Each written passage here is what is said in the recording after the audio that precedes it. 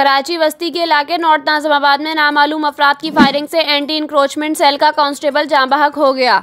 शाहराह नूर जहां पुलिस के मुताबिक वाकया नॉर्थ नाज़िमाबाद में सखी हसन कब्रिस्तान के करीब शादमान हाइट्स के सामने पेश आया।